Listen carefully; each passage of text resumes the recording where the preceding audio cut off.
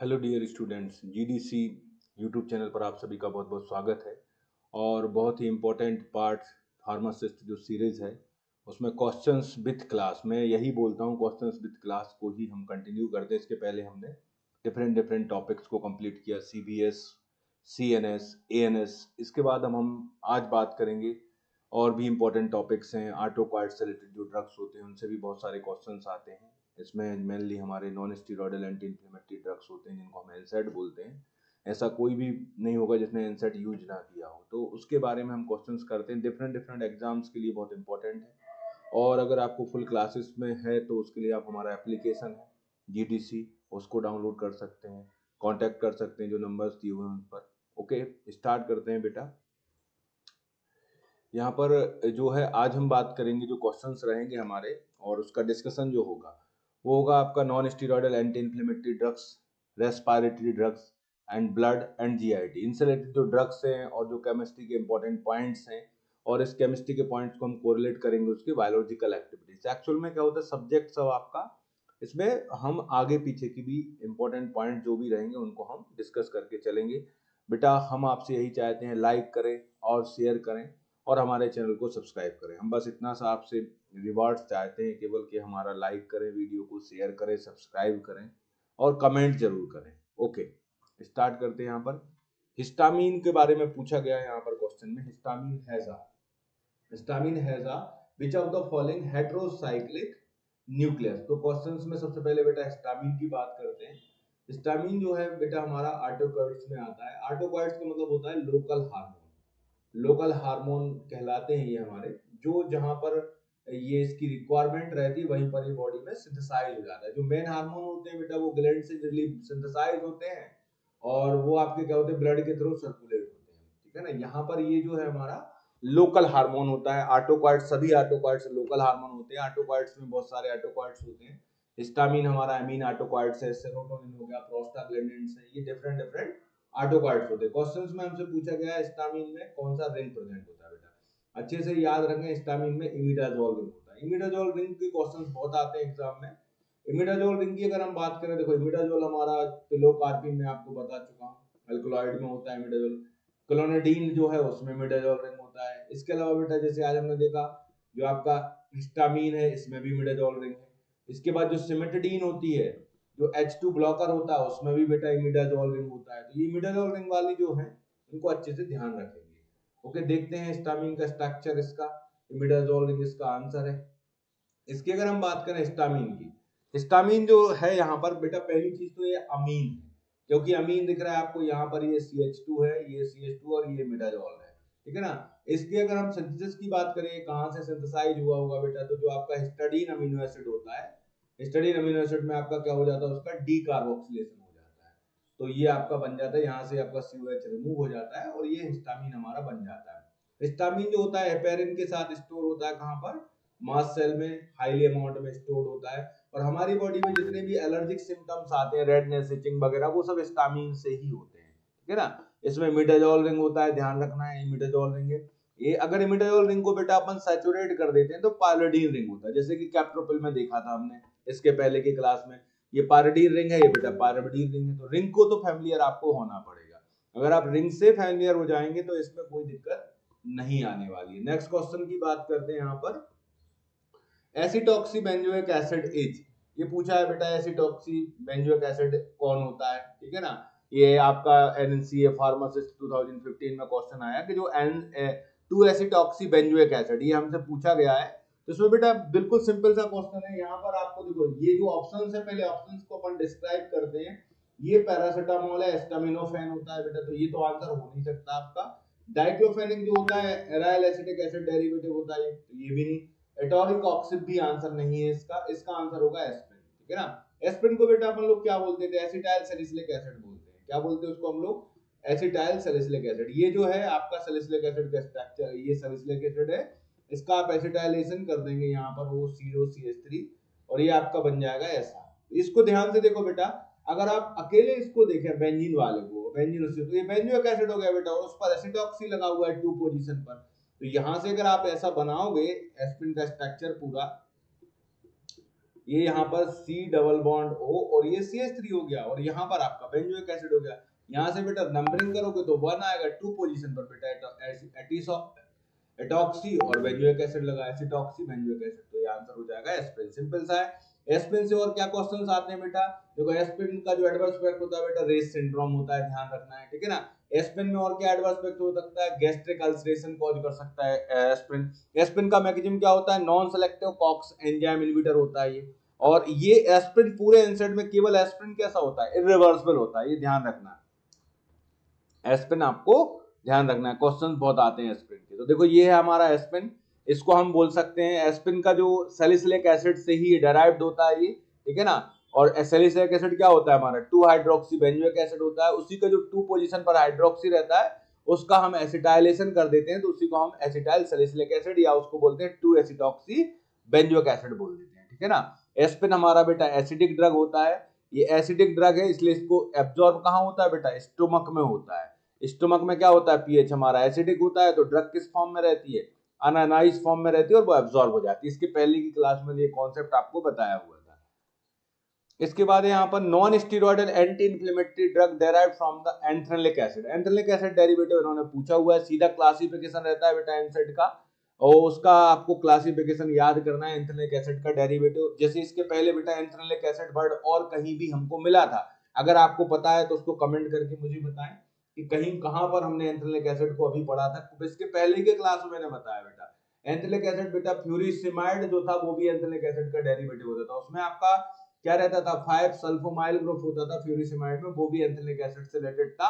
कभी भी पढ़ाई करो ना तो पीछे की चीजें जरूर आप कोरिलेट किया करो, अगर हम कोरिलेट करते हैं तो हमारे ब्रेन में सब कुछ चीजें याद होती चली जाती हैं। अगर आप कोरिलेट करके नहीं पढ़ोगे, यही इसको देखा हमने और भूल जाए, थोड़ा सा डर मतलब प्रेशर आता है माइंड पे हमारे कि यार हमको याद नहीं आ रहा, थोड़ा सा कोशिश करो कि हमने अभी कुछ दिन पहले कहाँ कहाँ इमिडाजोल पढ़ा, कहाँ एंथ्रेलिक एसिड पढ़ा, उससे रिलेटेड जो चीजें होती हैं उनको अपन रिवाइज करते चलें तो बेटर रहता है। तो यहाँ पर दिख रहा है आपको ये नॉन स्टीरॉयडल एंटी, इसमें एक और चीज मैं आपको यहाँ पे एक्सप्लेन करूंगा, ये तो इसका आंसर मीफेनेमिक एसिड है, ठीक है ना। प्रोफेन जो होता है देखो इसमें आइबोप्रोफेन होता है जो ब्रूफेन के नाम से, इसमें देखो प्रोपियोनिक एसिड डेरिवेटिव होता है ये, ठीक है ना। इंडोमेथासन में इंडोल रिंग होती है बेटा।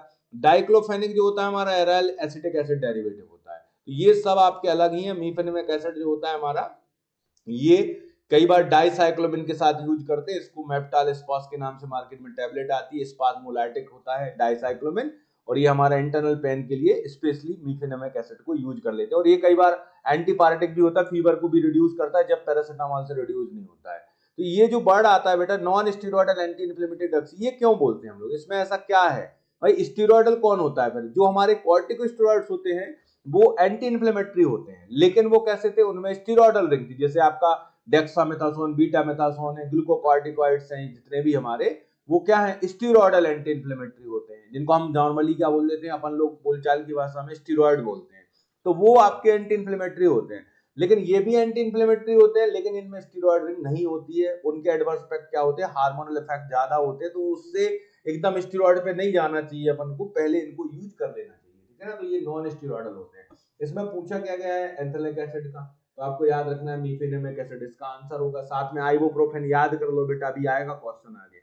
प्रोपियोनिक एसिड डेरिवेटिव इंडोमेथासेन में इंडोल रिंग होती है, जल्दी जल्दी बताओ इंडोल रिंग और कहां कहां पढ़ चुके बेटा हम लोग। इंडोल रिंग फाइसोस्टिग्मिन मैंने आपको बताया था, फाइसोस्टिग्मिन में क्या होती है, इंडोल रिंग होती है। इरगट के जितने इर्गोटामिन, इर्गोमेट्रिन वगैरह सब में क्या होता है, इंडोल रिंग होता है।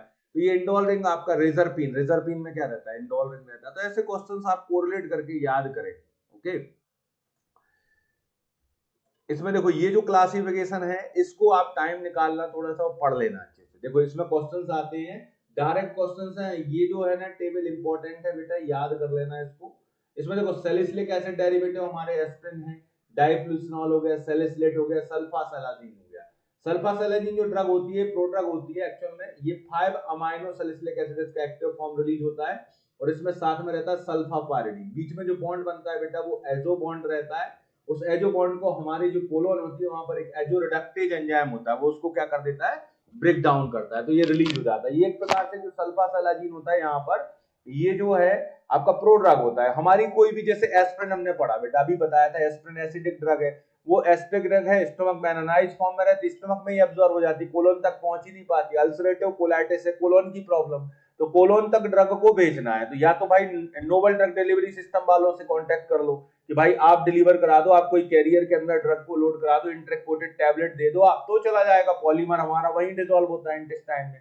या फिर हम ये कर सकते हैं, सल्फासलाजीन में जो सल्फोनामाइड होता है, सल्फापायरिडीन होता है, वो कैरियर का काम करता है, वो डिलीवर करा देता है कहां तक, कोलोन तक। और कोलोन में जब डिलीवर होता है तो ड्रग वहां पर एब्जॉर्ब करानी नहीं है, हमको लोकली काम कराना है, लोकली एक्शन होना चाहिए, एब्जॉर्ब नहीं होना चाहिए। अगर एब्जॉर्ब हो गया तो ब्लड में चला जाएगा। प्रॉब्लम कोलोन की है, कोलोन में इन्फ्लेमेशन है, लोकली काम कराना है। तो ये क्वेश्चन आता है बेटा, सल्फासलाजीन जो होता है ये किस किस का फ्यूज फॉर्म होता है, 5 अमीनो सैलिसिलिक एसिड प्लस सल्फापायरिडीन रहता है इसमें, ठीक है ना। दोनों कैसे अटैच रहते हैं, एजो बॉन्ड से। कौन सा एंजाइम उसको ब्रेक डाउन करेगा बेटा, एजोडेक्टिव एंजाइम। वो कहां रहता है हमारी बॉडी में, कोलोन में रहता है। इसका क्या रोल है सल्फोनामाइड का, तो आप बताएंगे sulphonamide act as a carrier for the delivery of the 5 amino salicylic acid up to the colon for local action, ठीक है, ध्यान रखना है। फिर आता है बेटा पैरा अमीनो फेनोल डेरिवेटिव। दुनिया इस पर पूरी डिपेंड है, पैरासिटामोल। ऐसा कौन होगा जिसने पैरासिटामोल का यूज ना किया हो। पैरासिटामोल होता है, फेनिसिटिन, ठीक है ना, ये पैरासिटामोल की प्रोड्रग होती है बेटा, ठीक है ना। जो ये पैरासिटामोल की क्या होती है, प्रोड्रग होती है फेनिसिटिन, तो ध्यान रखना है इसको, पैरासिटामोल। फिर आता है पायराजोलिडीन डायोन डेरिवेटिव, तो इसमें फिनाइल ब्यूटाजोन, ऑक्सीफेन ब्यूटाजोन ये रहते हैं। एंथ्रेलिक एसिड डेरिवेटिव अभी आया था क्वेश्चन, मीफेनेमिक एसिड है, फिनेमिक एसिड है, मिक्लोफिनेमेट है, तो फिनामेट वाले होते हैं। एराइल अल्कोइक एसिड डेरिवेटिव, ठीक है ना। Indole acetic acid derivative indomethacin होता है। इंडीन एसिटिक में आपका सोलेंडेक आता है। पायरोल में आपका ये आता है, आपका टोलमेटिन आता है। फिनाइल एसिटिक एसिड डेरिवेटिव में याद रखना बेटा आइबुप्रोफेन आता है, ठीक है। डाइक्लोनेप्रोक्सेन आता है, प्रोक्सेन वर्ड लगा हुआ है, ठीक है। ऑक्सीकेम में प्रोक्सीकेम, लॉक्सीकेम, टिनॉक्सीकेम, ये ऑक्सीकेमिक रिंग होती है। सेलेक्टोकॉक्स इनहिबिटर आते हैं हमारे, कॉक्सिब वाले आते हैं, सेलिकॉक्सिब, रोफिकॉक्सिब, वेल्डिकॉक्सिब। इनको बैन कर दिया गया है, बहुत सारे इनके मेंबर्स यूज होते नहीं है, रोफिकॉक्सिब वगैरह, क्योंकि कार्डियोवैस्कुलर टॉक्सिसिटी करते हैं। कुछ बेटा गोल्ड कंपाउंड होते हैं, जो आरओ वर्ड लग गया वाला तो गोल्ड कंपाउंड होते हैं, इनमें भी एंटी इंफ्लेमेटरी प्रॉपर्टी होती है, स्पेशली रूमेटॉइड आर्थराइटिस में हम यूज करते हैं, ठीक है ना। तो ये आपको ध्यान रखना। न्यूबिमिटॉन बेटा, न्यूबिटॉन देख के अच्छी बात याद आएगी। न्यूबिटॉन क्या होता है, पूरी जितने भी एनसेड है बेटा, पूरे एनसेड, पूरे जितने एनसेड पढ़ोगे ना आप, सब एसिडिक होते हैं। एनसेड एसिडिक होते हैं, स्टमक में एब्जॉर्ब होते हैं, स्टमक में एनोनाइज होते हैं, एनसेड एसिडिक होते हैं। आप बार बार बोलो इसको, एनसेड एसिडिक होते हैं। लेकिन नेब्यूमेटॉन इकलौता एनसेड है बेटा जो कैसा होता है, हमारा बेसिक होता है, ध्यान रखना है इसको अच्छे से, ठीक है ना। नीमोसलाइड है आपका, एनाल्जिन है। इसके अलावा गाउट वाली ड्रग है जो एलोप्रेनॉल हो गया, अच्छे से याद रखना है। जेंटिन ऑक्सीडेज, प्रोबेनिसेट आपका यूरिकोसूरिक एजेंट होता है, यूरिक एसिड के एक्सक्रीशन को बढ़ा देता है, ठीक है। तो इनको आपको ध्यान रखना है, ये इंपॉर्टेंट है, आपको क्वेश्चंस बन सकता है। आपके सामने अगला क्वेश्चन आया, आपको समझ आ रहा है या नहीं आ रहा है, कमेंट सेक्शन में जरूर कमेंट करते चलें, कैसा लग रहा है, क्या फीडबैक है आपका, ये चीजें आप जरूर शेयर करें। और इस चीज को हमने पहले भी बोला, आप बेटा लाइक शेयर सब्सक्राइब जरूर करें, कमेंट करें, ठीक है। हम उन कमेंट को देख के और भी बेटर आपके सामने प्रॉपर लेके आएंगे content. Okay, the chemical structure below represent, ये जो केमिकल स्ट्रक्चर है किसको रिप्रेजेंट कर रहा है, देखो केमिकल स्ट्रक्चर किसको रिप्रेजेंट कर रहा है, यहाँ पे बहुत इंपॉर्टेंट है। इसमें बच्चे कंफ्यूज हो जाते हैं, इस केमिकल स्ट्रक्चर को जब वो देखते हैं तो उनको ये लगता है कि ये तो एस्पिरिन का स्ट्रक्चर हो गया। किसका है ये, एस्पिरिन का स्ट्रक्चर हो जाता है। उनको मैक्सिमम केसेस में क्या लगने लगता है, ये एस्पिरिन का स्ट्रक्चर है। अगर आप इसको ध्यान से देखें, ये से क्वेश्चन आया हुआ राजस्थान में आपका, ये स्ट्रक्चर किसका है, तो इस स्ट्रक्चर को क्योंकि देखेंगे तो उनको लगेगा एस्पिरिन का स्ट्रक्चर है। बेटा एस्पिरिन का मैं फिर से बनाता हूँ, तीनों चीजों में बहुत कंफ्यूजन होता है। देखो सबसे पहले आपको क्या करना, बेंजीन रिंग को बनाइए, ये लगाइए और यहाँ पर COH लगा दिया, ठीक है। अब एक्चुअल में क्या होता है, बुक वाले ऐसा बनाते हैं, अगर बुक वाले ऐसा बनाएंगे तो आपको कभी कंफ्यूजन नहीं होगा। बुक वाले अगर COH को यहाँ करते हैं और OH को यहाँ करते हैं, कोई फर्क नहीं पड़ता, नंबरिंग आपकी कार्बोक्सिलिक ग्रुप से होगी तो 1 2 3 4 इसी तरीके से रहेगा। यहाँ पर ये 1 रहेगा, ये 2 रहेगा। इस स्ट्रक्चर को देखो, यहाँ पर यहाँ से नंबरिंग करोगे ये 1 2 रहेगा, मतलब ये आपका सैलिसिलिक एसिड का स्ट्रक्चर ही है हमारे सामने।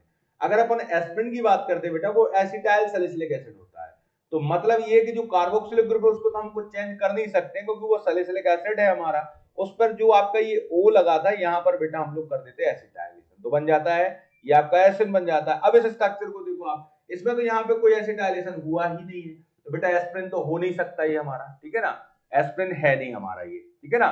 सैलिसिलिक एसिड भी नहीं है हमारा, और एमाइड अगर है तो एमाइड में बेटा ये रहता है C डबल बॉन्ड NH रहता है, ये भी नहीं है।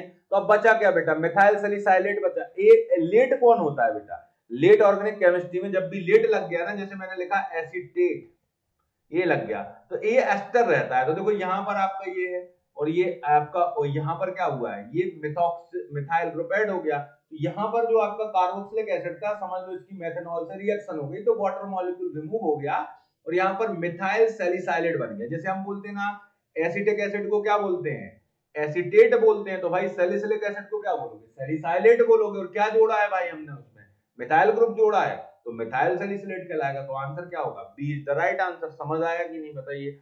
यहाँ पे कंफ्यूजन होता है, जब हम पढ़ते थे ना हमको बहुत अच्छे से याद है कि एसिटाइल सैलिसिलिक एसिड एस्पिरिन होता है, बट हम क्या सोचते थे यार वो जो एसिटाइल ग्रुप होगा ना वो कार्बोक्सिलिक एसिड में जुड़ता होगा, नहीं उसमें कुछ चेंज नहीं होता, जो OH लगा रहता है ना वहां पर एसिटाइलेशन होता है। ध्यान रखना है इस चीज को प्रॉपरली बिल्कुल। इसका आंसर जो होगा आपका यहाँ पर गलत है। इसका आंसर जो होगा, जो मैंने आपको एक्सप्लेन किया हुआ आंसर वही है आपका, जो मैंने एक्सप्लेन किया है इसको ही ध्यान रखेंगे।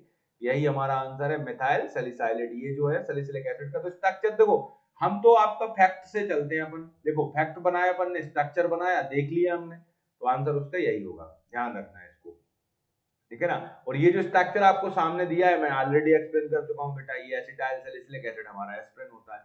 इसके बाद लिखा हुआ है benorylate is a product chemically polymeric condensation product था। विनोराइलेट एक प्रोडक्ट होता है, किसका, केमिकल कंडेंसेशन प्रोडक्ट होता है, ये हमसे पूछा गया है।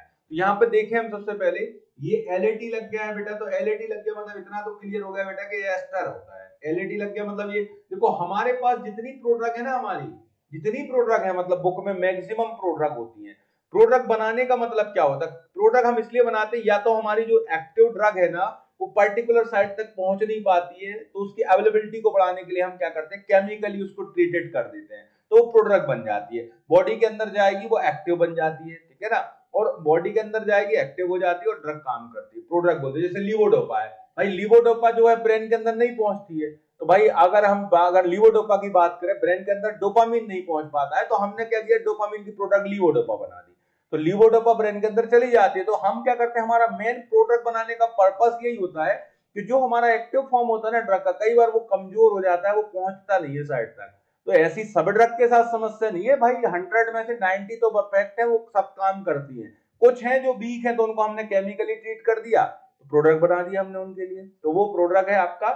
इसमें देखो सबसे पहले नंबर पर एल्यूमिनियम ऑक्साइड लिखा है बेटा और एस्पिरिन लिखा है। एस्पिरिन देखें अगर हम, तो ये आपका एसिड तो है इसमें बेटा, ये एसिड हो गया, और यहाँ पर एसिटाइल ग्रुप लगा हुआ है, तो एसिटाइल सैलिसिलिक एसिड। तो यार एल्यूमिनियम ऑक्साइड में इतना पावर नहीं है Al2O3 में कि ये इसका एस्टर बना दे, ठीक है, तो ये तो ऑप्शन हो नहीं सकता आपका। अब लिखा हुआ है acetyl salicylic ester of the phenol, acetyl salicylic ester of the phenol लिखा हुआ है। अब ये बताइए, चलो मैं मानता हूं acetyl salicylic ester of the phenol, phenol का बट एनसाइड में कोई रोल नहीं है बिल्कुल भी। ये जो है आपका acetyl salicylic ester of the paracetamol होता है, पैरासिटामोल का एस्टर होता है, उसको बोलते हैं विनोराइलेट ड्रग बोलते हैं, ठीक है ना। ये जो एक प्रकार से एडवांस टेक्नोलॉजी है, एक साथ दो ड्रग मिल जाती है भाई, हमको एस्पिरिन भी मिल जाती है और पैरासिटामोल भी मिल जाती है। पैरासिटामोल और एस्पिरिन को क्या कर दिया गया, फ्यूज करके क्या बना दिया गया, विनोराइलेट बना दिया। भाई एक पेशेंट बोलता था कि मुझको 2 गोलियां खाना पड़ती है, एस्पिरिन की भी खाना पड़ती है, पैरासिटामोल की, तो भाई साइंटिस्ट ने कहा चलो हम तुम्हारी समस्या खत्म करते हैं, तुमको एक ही टेबलेट खाना पड़ेगी, विनोराइलेट ले लो, तुम्हारी बॉडी के अंदर जाके जो एस्ट्रेज एंजाइम रहेगा उसको ब्रेक डाउन कर देगा, आपका एसिटाइल सैलिसिलिक एसिड अलग आ जाएगा, पैरासिटामोल अलग काम करेगी, दोनों ड्रग मिल जाएंगे आपको साथ में, ठीक है ना। तो ध्यान रखना है आपका, इसका आंसर क्या होगा, सी विनोराइलेट। ये एडवांस कॉन्सेप्ट है, यही कहलाता है chemical modification of the drug. और केमिकल मॉडिफिकेशन ऑफ ड्रग से बेटा बेनिफिट क्या हुआ, हमने प्रोडक्ट बनाया, प्रोडक्ट से बेनिफिट क्या हुआ, पहला तो पेशेंट का कॉम्प्लियंस का जो हो गया, पेशेंट कॉम्प्लियंस बढ़ गया, ठीक है ना, पेशेंट सेटिस्फाई आसानी से हो जाएगा, उसका नंबर ऑफ डोजेस फॉर्म कम हो गया, उसको भाई 2 की जगह 1 टैबलेट देना पड़ेगा, तो वो डरेगा नहीं, ठीक है। तो ये बेनिफिट है इसका, ध्यान रखना है, क्लियरली अच्छे से याद रखेंगे आप। ये देखो यहाँ पर ये विनोराइलेट है, देखो ये स्ट्रक्चर किसका है बेटा, यहाँ से आपको एस्टर बॉन्ड को ब्रेक करना है, मैंने कहा ना एस्ट्रेज जो होता है वो ब्रेक डाउन कर देता है, यहाँ से जब एस्ट्रेज बॉन्ड, जब भी एस्टर बॉन्ड ब्रेक डाउन करता है बेटा, तो जहां पर कीटोन रहता है वहां OH चला जाता है, और जहां पे ऑक्सीजन रहता है वहां H, तो ये अपना बन गया पैरासिटामोल और ये बन गया एस्पिरिन, तो दोनों ड्रग बन जाते हैं हमारे। तो विनोराइलेट को अच्छे से याद रखना, विनोराइलेट जो ड्रग होती है हमारी क्या होती है, प्रोड्रग होती है। किसकी होती है प्रोड्रग, भाई दोनों की होती है, एस्पिरिन और पैरासिटामोल दोनों की प्रोड्रग होती है। कोई पूछेगा क्यों बनाया, हम बोलेंगे इसकी डिलीवरी और पेशेंट का जो सेटिस्फैक्शन है वो बढ़ जाए, इसलिए इसको बनाया, ठीक है। ठीक है ना, एस्टर एस्टर प्रोडक्ट होती है, ठीक है ना, ये म्यूचुअल प्रोडक्ट कहलाती है, मतलब दोनों ड्रग की साथ में हो रही है भाई, एक दूसरे का हेल्प कर रही है लोग। Heterocyclic ring present in the indomethacin, बताइए कितना सिंपल सा क्वेश्चन है ये। इस एंडोमेथासिन में कौन सा रिंग होता है बेटा, एंडोमेथासिन में कौन सा रिंग होता है, ठीक है ना, एंडोमेथासिन में, जैसे ऐसा क्वेश्चन है ये तो कि इंडियन कहां रहते हैं, इंडियन इंडिया में रहते हैं, तो ऐसे एंडोमेथासिन में कौन सा रिंग होगा, एंडोमेथासिन में आपका एंडोल रिंग होता है। इमिडाजोल किस में होता है बेटा, जल्दी जल्दी बोलो, इमिडाजोल रिंग किस में होता है, सबसे इंपॉर्टेंट आंसर देना है, क्लोनिडीन है आपका, पिलोकार्पिन है, ठीक है ना, इसके अलावा आपका मैंने बताया था आज ही पढ़ा अपन लोगों ने, हिस्टामिन, हिस्टामिन में रहता है बेटा। इंडोल रिंग, इंडोल रिंग किसमें, एंडोमेथासिन में, एंडोमेथासिन का एडवर्स इफेक्ट होता है बेटा फ्रंटल हेडेक, फ्रंटल हेडेक इसका एडवर्स इफेक्ट होता है एंडोमेथासिन का, एंडोमेथासिन इंडोल रिंग है, इंडोल रिंग आपका 5-सिस्टीन में, रिजर्पिन में। इंडोलिन रिंग तो यहाँ पर जब हम क्या करते हैं उसमें बॉन्ड को सैचुरेट कर देते हैं। क्विनोलिन रिंग आपका अलग ही होता है, ये आपका पूरा क्विनिन वाला रिंग है, ठीक है, ये ध्यान रखना है क्लियरली आपको।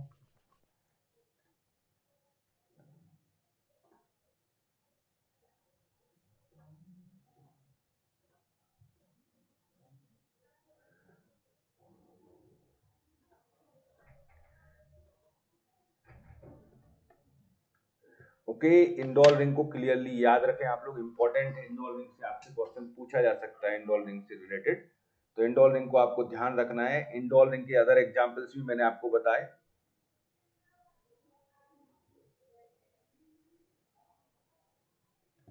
इंडोल रिंग को आपको ध्यान रखना है क्लियरली। ओके, इंडोल रिंग जो है इंपॉर्टेंट रिंग है, इसको क्लियरली ध्यान रखें, indole ring.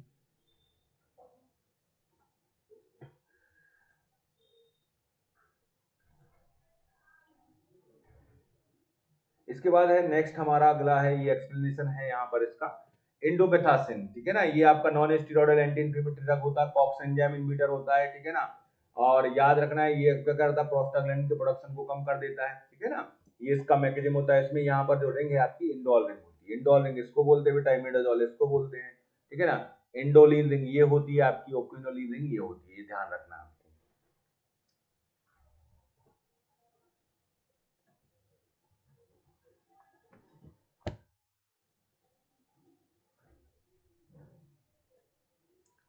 Diphenhydramine is derivative, बहुत इंपॉर्टेंट है, डाइफिनहाइड्रामीन एंटीहिस्टामिनिक ड्रग होती है, और antihistaminic first generation antihistaminic drug होती है हमारी डाइफिनहाइड्रामीन। और ये जो एंटीहिस्टामिनिक का क्लासिफिकेशन है बेटा अच्छे से याद कर लेना, डाइफिनहाइड्रामीन, डाइफिनहाइड्रामीन किसमें आती है हमारी, अमाइनो एल्काइल ईथर होती है, ये अमाइनो एल्काइल ईथर होती है, ध्यान रखना, अमाइनो एल्काइल ईथर कैटेगरी में आती है डाइफिनहाइड्रामीन, ये एंटीहिस्टामिनिक ड्रग होती है, H1 ब्लॉकर होती है, और फर्स्ट जनरेशन एंटीहिस्टामिनिक ड्रग होती है, ठीक है ना, याद रखना। ये देखो, ये आपको बहुत अच्छे से याद कर लेना बेटा, अमीनो अल्काइल ईथर होता है ये हमारा, देखो ये आपका अमाइनो ग्रुप हो गया बेटा, अमाइनो हो गया, और बेटा ये अल्काइल हो गया और ईथर हो गया, तो इसको बोलते हैं अमाइनो अल्काइल ईथर। उसमें याद रखना है आपको डाइफेनहाइड्रामीन, अमाइनो अल्काइल, डॉक्सिलामीन, डॉक्सीनेट के नाम से मार्केट में आती है, प्रेगनेंसी में इसको दिया जाता है, मॉर्निंग सिकनेस वगैरह के लिए, एंटीबायोटिक ड्रग के फॉर्म में भी इसको यूज करते हैं, कार्बिनोक्सामीन, ठीक है ना, तो ये आपको याद रखना है, ये क्या होते हैं हमारे अमाइनो अल्काइल ईथर होते हैं, अमाइनो अल्काइल ईथर की कैटेगरी में ये लोग आते हैं, इनको क्लियरली ध्यान रखना है।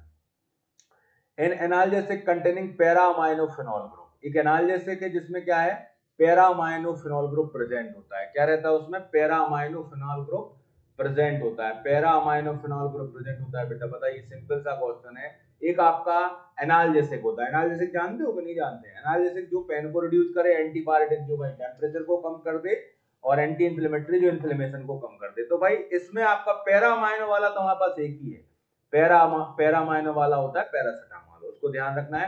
पैरासिटामोल में एक और इंपॉर्टेंट है, पैरासिटामोल जब बॉडी में मेटाबोलाइज होता है कई बार, तो अल्कोहल अगर कोई ले रहा है साथ में, तो जो टॉक्सिक मेटाबोलाइट बन जाता है नेक्यू बन जाता है, इससे हो जाती है बेटा हेपेटोटॉक्सिसिटी, हेपेटोटॉक्सिसिटी होती है, ध्यान रखना, पैरासिटामोल का एडवर्स इफेक्ट होता है हेपेटोटॉक्सिसिटी।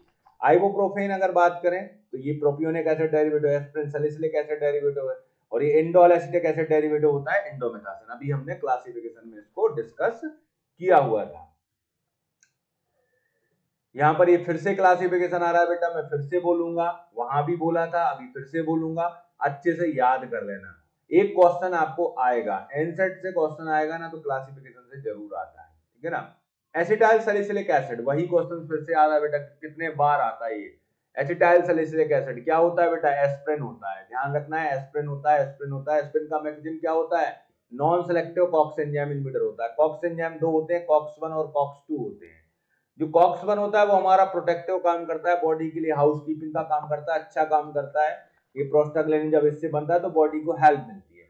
और अगर कॉक्स 2 वाला प्रोस्टाग्लैंडिन बनता है जब कॉक्स 2 से, तो पेन वगैरह होता है, फीवर होता है, मतलब दर्द कष्ट मिलने लगते हैं हमारी बॉडी को। प्रोस्टाग्लैंडिन जो है ये दर्द देता है, हमारी बॉडी के टेम्परेचर बढ़ाएगा भाई, इन्फ्लेमेशन करेगा, फीवर आएगा। तो इसको कम करने के लिए हमको चाहिए बेसिकली सिलेक्टिव कॉक्स 2 इनहिबिटर, लेकिन नहीं है हमारे पास भाई, तो पहले हम नॉन सिलेक्टिव यूज कर रहे। समस्या होती है कि जब ये इसको करता है और इसको भी करेगा, तो ये तो गैस्ट्रोप्रोटेक्टिव होता है, तो ये वाला भी इनहिबिट करेगा तो गैस्ट्रोप्रोटेक्टिव इफेक्ट खत्म हो जाएगा, तो अल्सर भी हो जाते हैं।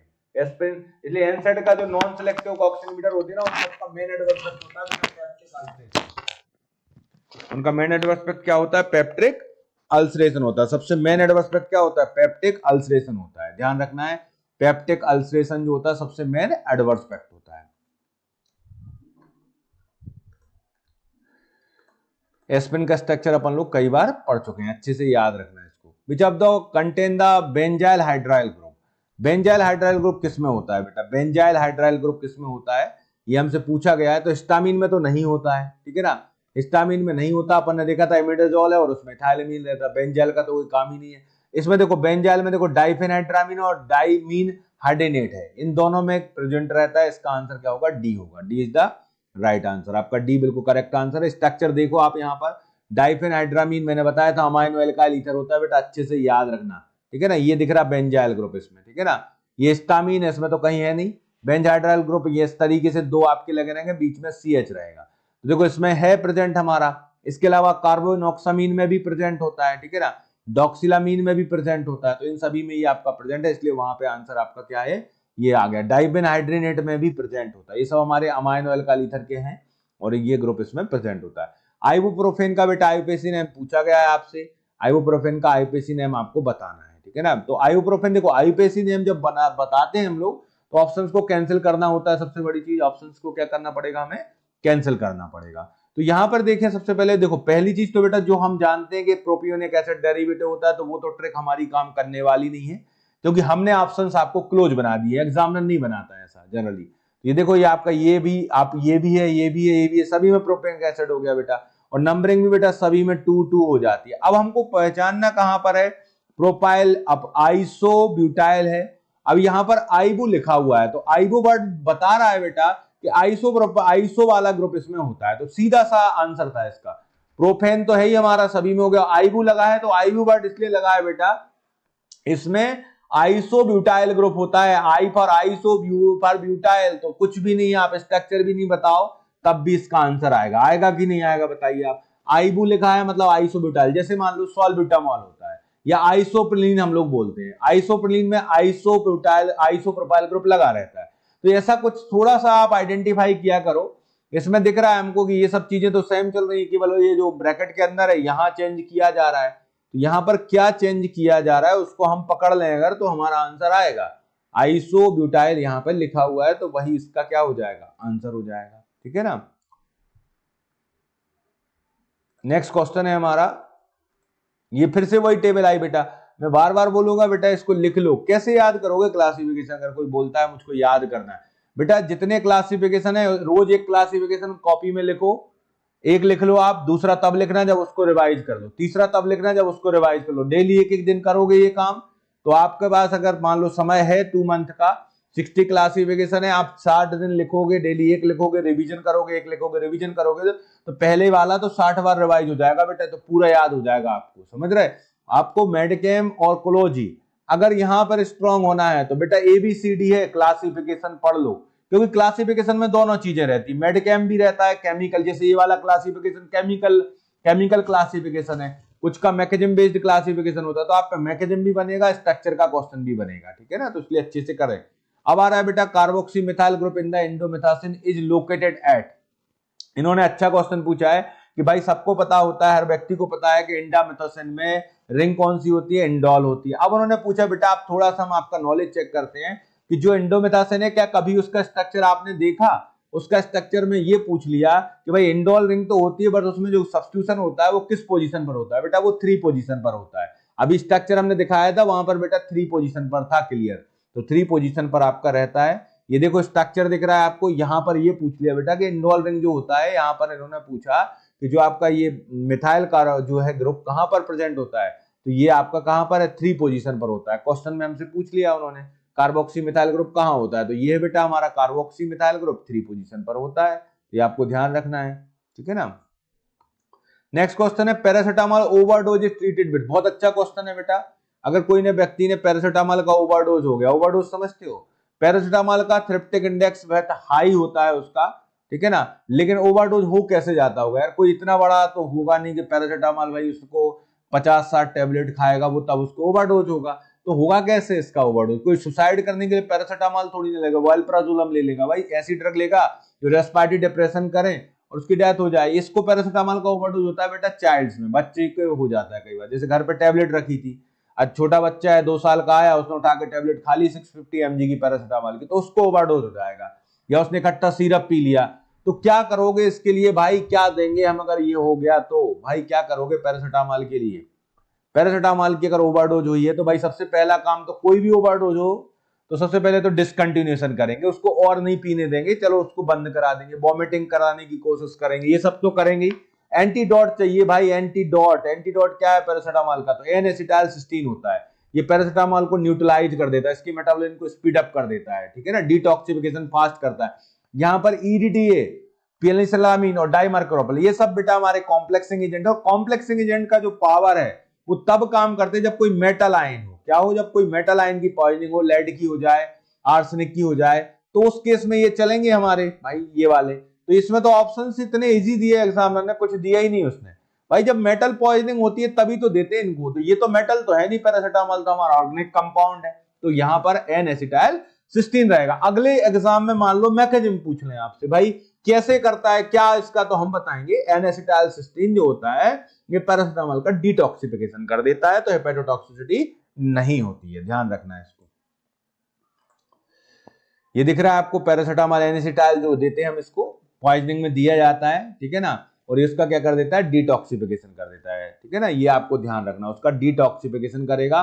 जो उसका टॉक्सिक मेटाबोलाइट कौन सा बनता था बेटा, नेपक्यू बनता था, ठीक है ना, तो ये नेपक्यू जो बन जाता था वो उसको डिटॉक्सिफाई कर देता है, और जैसे डिटॉक्सिफाई होता है तो हमारा लिवर जो होता है वो सेफ हो जाता है, हेपेटिक सेल्स हमारी डैमेज नहीं होती है, ठीक है, ये ध्यान रखना।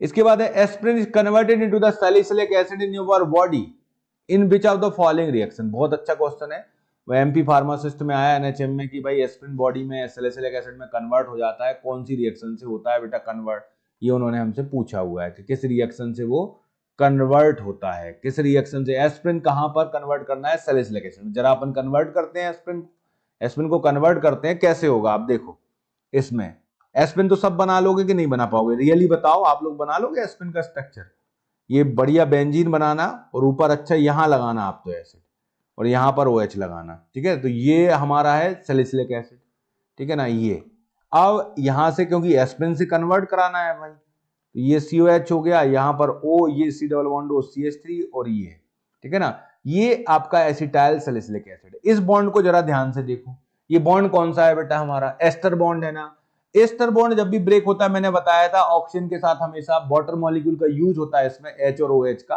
ठीक है ना, तो यहां पर जब O रहेगा वहां पर H चला जाएगा, जो कीटोन रहेगा वहां पर क्या आ जाएगा आपका OH आता है, तो कर दीजिए। तो यहां पर बेटा अपन देख रहे हैं किसका यूज हो रहा है बेटा, वाटर मॉलिक्यूल का यूज हो रहा है कि नहीं हो रहा, हाइड्रोलाइसिस हो रहा है, मतलब इसका सीधा सीधा मतलब है हाइड्रोलाइसिस होगा इसका, ठीक है ना, एस्ट्रोलाइसिस हाइड्रोलाइसिस का ही स्पेशल फॉर्म होता है, समझ रहे, एस्ट्रोलाइसिस जो होता है हाइड्रोलाइसिस का स्पेशल फॉर्म होता है। जब बेटा एस्टर बनाओगे तो वाटर मॉलिक्यूल रिलीज हो जाता है, और जब एस्टर को तोड़ोगे तो बोलेगा हमने यार अपना वाटर दिया था ना, ऑक्सीजन बोलेगा मैंने अपना H दिया था, अल्कोहल वाला पार्ट, और एसिड वाला पार्ट बोलेगा मैंने अपना OH दिया था, तो भाई बोलेगा उसको वापस करो हमारा, तब मैं ब्रेक डाउन हो जाऊंगा, तो ये ब्रेक डाउन हो जाता है, वाटर मिल जाता है, ठीक है, हाइड्रोलाइसिस है, ये क्लियर आपको ध्यान रखना है। इसके बाद नेक्स्ट है हमारा identify the method of metabolism of salicylates in our body, अपनी बॉडी में सैलिसाइलेट्स का मेटाबॉलिज्म कैसे होता है, ठीक है ना, मेटाबॉलिज्म क्या होता है पहले तो ये बताओ। मेटाबॉलिज्म का मतलब होता है ड्रग को इनएक्टिव कर देना, फेज 1 रिएक्शन होती है उसमें आपका ऑक्सीडेशन, रिडक्शन, हाइड्रोक्सिलेशन होता है, और जो आपकी फेज 2 रिएक्शंस होती हैं उसमें आपके कॉन्जुगेशंस होते हैं और एसिटाइलेशन और मिथाइलेशन होते हैं, वो फेज 2 में आते हैं। फेज 1 का जो मेन काम होता है ड्रग को इनेक्टिव करना, फेज 2 का मेन काम होता है ड्रग को पोलर बना देना, जिससे वो यूरिन में क्या हो जाए, एक्सक्रीट आउट हो जाए। ये कहानी होती है मेटाबोलिज्म की। अब यहाँ पर मेटाबोलिज्म पूछा है सैलिसिलिक एसिड का, सैलिसाइलेट्स का, तो बेटा सैलिसाइलिक एसिड में ऑलरेडी आपका अगर देखें हम सैलिसाइलेट्स में यहाँ पर ये COH है और यहाँ पर OC double bond O CH3 ये रहता है। इसमें ऑलरेडी कार्बोक्सिलिक ग्रुप होता है, इसका सीधा कॉन्जुगेशन हो जाता है ग्लूकोनाइड कॉन्जुगेशन। ये फेज 2 रिएक्शन होती है और बॉडी से क्या हो जाता है, एक्सक्रीटेड हो जाता है। तो ये ध्यान रखना है आपको। ये ग्लूकोनाइड कॉन्जुगेशन कई बार मिलेगा आपको। GUC होता कब है बेटा, GUC ऑटोमेटिक नहीं होता। देखो GUC मान लो ये एक्स ड्रग है ना, और ये आपकी बाई ड्रग है। बाई ड्रग के पास ऑलरेडी मान लो OH है उसके स्ट्रक्चर में, या NH2 है या SH ग्रुप है, तो डायरेक्ट क्या हो जाएगा, इनका ग्लूकोनाइड कॉन्जुगेशन हो जाएगा। इनको फेज 1 रिएक्शन की जरूरत नहीं है। और ये एक्स ड्रग है, इसमें नहीं है OH, तो पहले क्या करेंगे हम, इसका हाइड्रोक्सिलेशन करेंगे बेटा, और इसमें OH ऐड कराएंगे, फिर इसके बाद इसका होगा ग्लूकोनाइड कॉन्जुगेशन। क्योंकि ये आपका सैलिसाइलेट्स है, इसमें ऑलरेडी OH है यहाँ पर, तो इसको कोई जरूरत नहीं है हाइड्रोक्सिलेशन की, ना ऑक्सीडेशन की जरूरत है इसको। सीधा इसका ग्लूकोनाइड कॉन्जुगेशन हमारा कंप्लीट हो जाता है। क्या हो जाता है, ग्लूकोनाइड कॉन्जुगेशन आपका कंप्लीट हो जाता है, ये ध्यान रखना है। नेक्स्ट है आपका यहाँ पर ये सैलिसाइलेट्स का पूरा मैंने आपको बता दिया। एग्जाम्पल ऑफ द पायराजोलिन डेरिवेटिव, अभी देखा था पायराजोलिन डेरिवेटिव बेटा फिनाइल ब्यूटाजोन होता है, ठीक है ना। पायराजोलिन डेरिवेटिव में कौन आता है हमारा, फिनाइल ब्यूटाजोन आता है। बोलोगे सर कैसे याद करें, भाई आप याद करो उस टेबल को, मैंने बोला है बार बार याद करो, सबसे ज्यादा क्वेश्चन उसी से आते हैं। चलो ये तो आपको पता है बेटा, पैरामाइनोफेनॉल एंडोमेथासिन इंडोल वाला है, और ये आपका एंथैलिक एसिड वाला है। तो बचा क्या आपका ये वाला ऑप्शन, 3 ऑप्शन कैंसिल करो तब भी हमारा फिनाइल ब्यूटाजोन आएगा, ठीक है। तो ये फिनाइल ब्यूटाजोन को आपको ध्यान रखें। ये क्लासिफिकेशन है बेटा, बार बार बोल रहा हूं, इसको अच्छे से याद कर लेना, ठीक है ना। नेक्स्ट क्वेश्चन है aminophylline is a stable mixture of the theophylline with which of the following, ठीक है ना। अब हम थोड़ा रेस्पिरेटरी सिस्टम की ओर चलते हैं। ये aminophylline, theophylline, caffeine, theobromine, theophylline, ये सब हमारे क्या होते हैं, ब्रोंकोडायलेटर होते हैं। रेस्पिरेटरी डिसीज में हम लोग यूज करते हैं। फास्फोडाइस्टेरेज एंजाइम इनहिबिटर होते हैं, ठीक है। ये इतना आपको पता होना चाहिए। फास्फोडाइस्टेरेज एंजाइम क्या करता है, साइक्लिक एमपी का मेटाबॉलिज्म करता है। ये लोग साइक्लिक एमपी के मेटाबॉलिज्म को इनहिबिट करते हैं। साइक्लिक एमपी हमारी बॉडी में बढ़ जाता है, जिससे क्या होता है, ब्रोंकोडायलेशन होता है, ठीक है। तो यहाँ क्वेश्चन जो है हमारा अमाइनोफाइलिन इनने पूछा है कि अमाइनोफाइलिन किसके साथ बनेगा बेटा। अब इस क्वेश्चन को मैं बोलूं ना कि नॉन फार्मेसी वाला स्टूडेंट सॉल्व कर सकता है, कुछ है नहीं इस क्वेश्चन में। देखो क्वेश्चन में क्या नहीं है मैं बता रहा हूं आपको। ये देखो आपका अमाइनो लिखा हुआ है बेटा, अमाइनो लिखा है मतलब भाई NH2 वाला कंपाउंड तो होना चाहिए नीचे। अब है amino caproic acid. Amino caproic acid का कोई रोल नहीं है यहाँ पर, क्योंकि एसिड का यहाँ पर कोई भी नहीं है। अगर एसिड होता बेटा तो ATA लगा रहता या एसिड लिखा रहता, जैसे सैलिसाइलेट में लिखा रहता, तो एसिड तो है नहीं। एमिलोराइड तो हमारा बेटा पोटेशियम स्पेरिंग डायोटेक्सिस के पहले अपन ने पढ़ा हुआ है। और इथाइल प्लेट ये आपका, इसका भी कोई रोल नहीं है, अमीन नहीं है इसका। बचा क्या बेटा, एथिलीन डाइमीन बचा है, ये बेटर है आपका। एथिलीन डाइमीन है, दो अमीन है इसके साथ, ये CH2 और NH2, ये एथिलीन डाइमीन हो गया। ये बढ़िया अमीन ग्रुप को ऐड कर देगा आपका थियोफाइलिन में। थियोफाइलिन की प्रॉपर्टी और बेटर हो जाती है, और बेटर ब्रोंकोडायलेशन करने लगता है भाई। तो ये ध्यान रखना है, अमाइनोफाइलिन में एथिलीन डाइमीन अटैच किया जाता है, ठीक है। ये है आपका देखो एथिलीन डाइमीन, ये हमारा अमाइनोफाइलिन 2:1 में रहते हैं आपके। देखो ये भी पूछ सकते हैं एग्जाम में, तो भाई अमाइनोफाइलिन में एक्चुअल में क्या रहता है, 2:1 का रेशो रहता है। मिक्सचर रहता है, सीधा इसको मिक्स कर दिया जाता है, ठीक है ना। ब्रोंकोडायलेटर एजेंट होता है, और आपको कार्डियोटोनिक ड्रग होता है। कार्डियोटोनिक मतलब हार्ट की एक्टिविटी को बढ़ाने वाली, ठीक है ना। आपको याद रखना अमाइनोफाइलिन में क्या क्या रहता है, थियोफाइलिन रहेगा। और बेटा याद करो CNS में मैंने बताया था, थियोफाइलिन में कैफीन में 137 रहता है, ठीक है ना। ब्रोमीन में क्या रहता है आपका, थियोफाइलिन ब्रोमीन 13 रहता है, उसमें ब्रोमीन में 37 रहता है। तो वो नंबरिंग भी आपसे पूछ सकते हैं, मिथाइल ग्रुप वाली नंबरिंग बेटा, ये वाली, ये 1 और ये 3 है इसमें, ठीक है ना। ये 13 वाला रहता है आपका थियोफाइलिन, और 37 वाला कौन सा होता है, थियोब्रोमीन होता है। और 137 वाला ट्राइमिथाइल जेंथिन कौन होता है हमारा, कैफीन होता है। ध्यान रखना इसको। नेक्स्ट क्वेश्चन है non opioid derivative use in the cough syrup. भाई कफ सिरप में नॉन ओपियोइड है वो, और कफ सिरप में यूज करते हैं हम लोग। अब बताइए इसका आंसर। नॉन ओपियोइड है और कफ सिरप में यूज करते हैं। कोडीन नहीं लगा देना आंसर जल्दबाजी में कि सर वो तो कोडीन लगा देते हैं। कोडीन कफ सिरप में यूज होता है बेटा, लेकिन कोडीन हमारा ओपियोइड है, ठीक है ना। कोडीन हमारा ओपियोइड है, इसके बाद इथाइल मॉर्फिन भी ओपियोइड है, ये भी ओपियोइड है, ये भी ओपियोइड, सब तो ओपियोइड है। जब बचा क्या हमारा नोस्कैपिन जो होता है नॉन ओपियोइड होता है, तो ये नॉन ओपियोइड वाला आपको ध्यान रखना है। नोस्कैपिन क्या है हमारा, नॉन ओपियोइड होता है, नोस्कैपिन नॉन। तीन ऑप्शंस को कैंसिल करो। पढ़ाई करते हैं हम लोग, उम्मीद कभी ये मत किया करो कि डायरेक्ट ऑप्शंस मिलेंगे। आपको क्या करना होगा, तीन ऑप्शंस को कैंसिल करोगे, ये नहीं हो सकते आंसर्स, ठीक है ना। कॉमन सेंस लगाओगे तो बिल्कुल आंसर्स निकल के आ जाएगा। देखो ये हमारे जो रेस्पिरेटरी ड्रग्स में आता है, हमारा कफ वाला है पूरा। फेरेंजियल डिमल्सेंट होते हैं, लोजेंस हैं, कफ ड्रॉप्स हैं, लिक्विराइस हैं, ठीक है ना। और म्यूकोकाइटिक्स होते हैं, एक्सपेक्टोरेंट बोलते हैं, जो हमारे कफ को रिमूव करते हैं। उसमें सोडियम है, पोटेशियम साइट्रेट है, गुइयाफेंसिन है। गुइयाफेंसिन को याद रखना बेटा, ग्वानाथेडीन अलग चीज है, ग्वानाथेडीन है हमारी, ठीक है ना। ग्वानाड्रिल है और ग्वानाबेंज है, ठीक है ना। ये आपको याद रखना अच्छे से। ये हमारे क्या होते हैं, रिलीज इनहिबिटर होते हैं नॉन एपिनेफ्रिन के। नाम ऐसे ही लगता है इनका, गुइयाफेंसिन।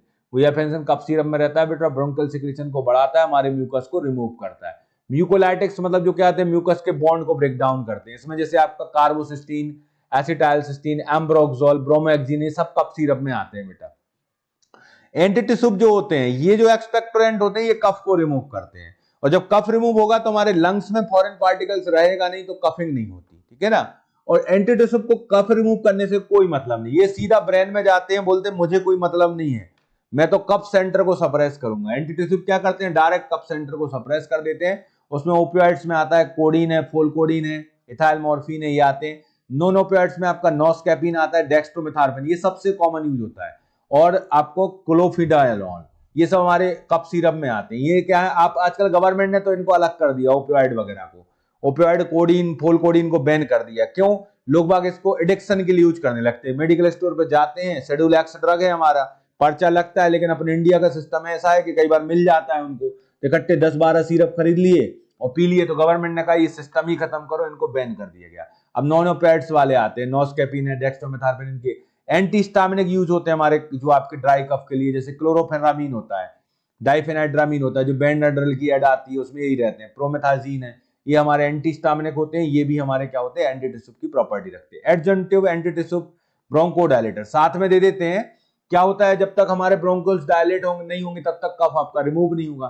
तो सॉल्ब्यूटामॉल, टर्बिटलिन है, ठीक है ना, आस्थलिन के नाम से इसका एम्प्यूल आता है, लोग बाग निबुलाइजेशन करते हैं इसको, ठीक है। और इसके अलावा लीवोसॉल्ब्यूटामॉल होता है इसी का। तो ये सब आपको ध्यान रखना है, ये रेस्पिरेटरी ड्रग्स में आपके ये सभी पार्ट्स रहते हैं, ओके। प्रेफरेंशियल कॉक्स 2 इनहिबिटर, ये प्रेफरेंशियल भाई, प्रेफरेंशियल समझते हो, दो होते हैं, कॉक्स 1 है और कॉक्स 2 है।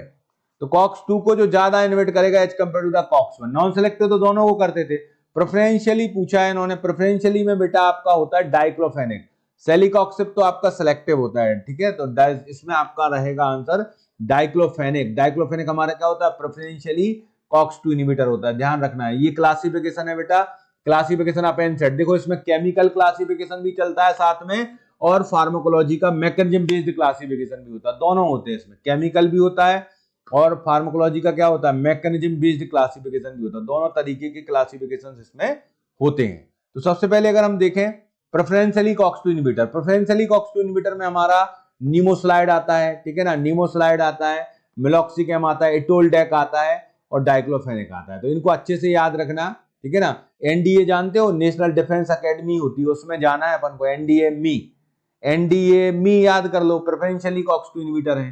जो एनडीए वाले होते हैं उनको आर्मी वाले प्रेफरेंस देते हैं, ध्यान रखना। एनडीए मी, इससे याद हो जाएगा आपको। नीमोस्लाइड हो गया, डाइक्लोफेनिक हो गया, एसिक्लोफेनिक हो गया, मेलॉक्सिकैम हो गया और इटोल्डेक हो गया, ये हमारे प्रेफरेंशियल ही है, ठीक है। नॉन सेलेक्टिव तो आपको ये पूरे केमिकल ग्रुप वाले हैं जो पहले मैं डिस्कस करा चुका हूं आपको। और सिलेक्टिव कॉक्स 2 इनहिबिटर में तो कोई इन्होंने हमें दिक्कत दी नहीं, कॉक्सिब कॉक्सिब में कोई अंतर पूछे बेटा इसमें से ऐसी ड्रग का नाम बताओ जिनसे अल्सर नहीं होगा, तो जो कॉक्स सिलेक्टिव कॉक्स 2 इनहिबिटर में अल्सर के चांसेस नहीं है। अल्सर कम किस में होगा, कम होगा प्रेफरेंशियल वालों में। पेप्टिक अल्सर सबसे ज्यादा किस में होंगे, नीचे वालों में सबसे ज्यादा होंगे, नॉन सेलेक्टिव होते हैं। इसके बाद बेटा analgesic antipyretic with poor anti inflammatory, ये बहुत पूछते हैं एग्जाम में।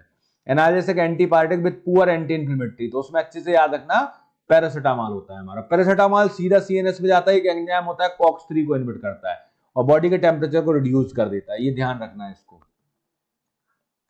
ओके, क्लियर है यहां तक की चीजें।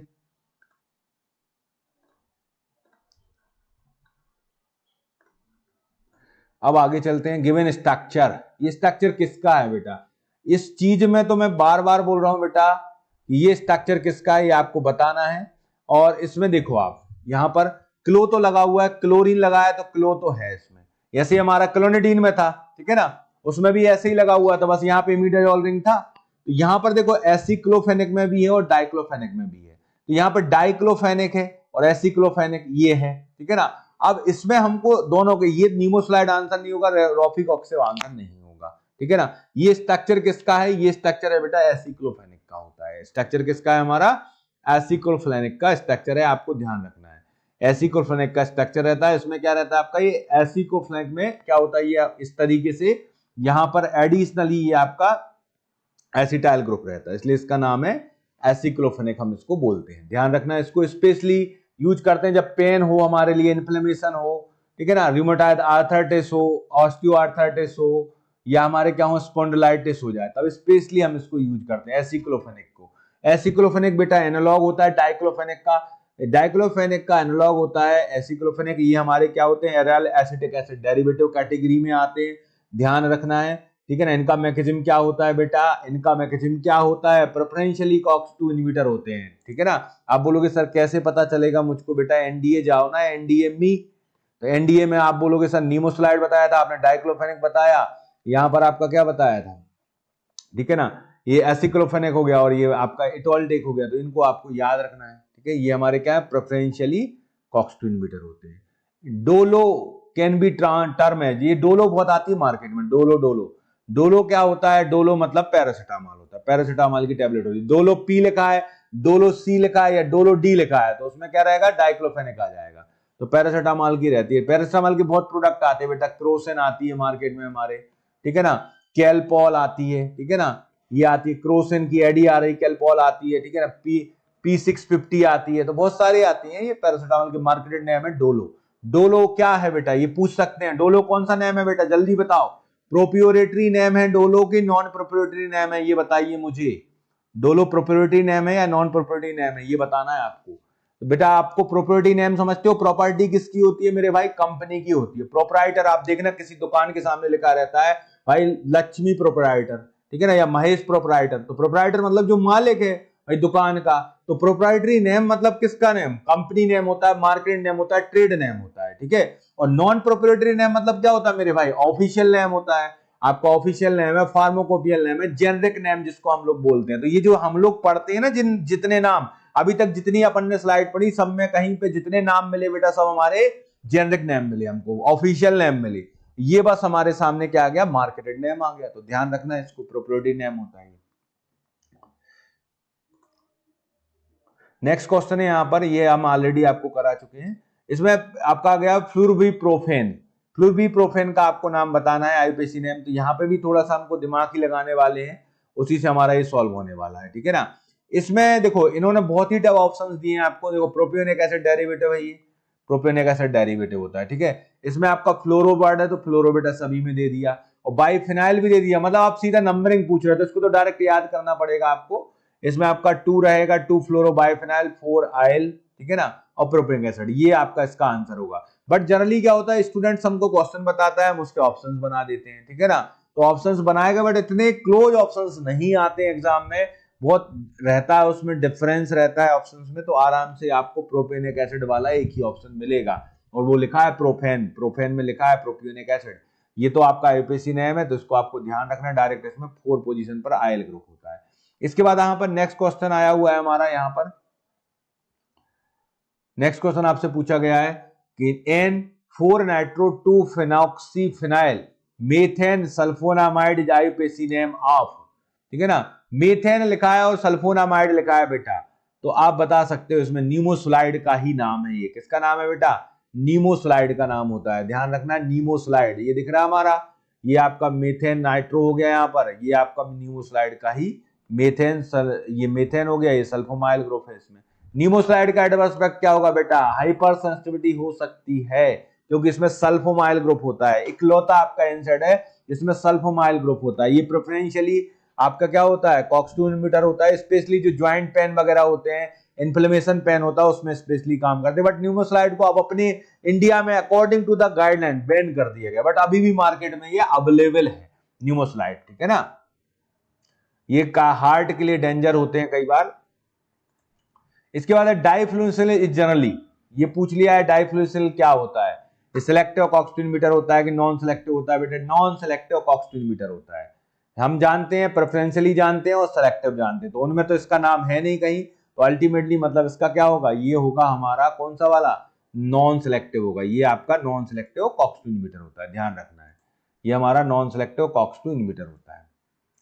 इसके बाद यहां पर पूछा गया है 2 बेंजोइल 2,3 डाई हाइड्रोपायराजोलिन 1 कार्बोक्सिलिक एसिड, ठीक है ना।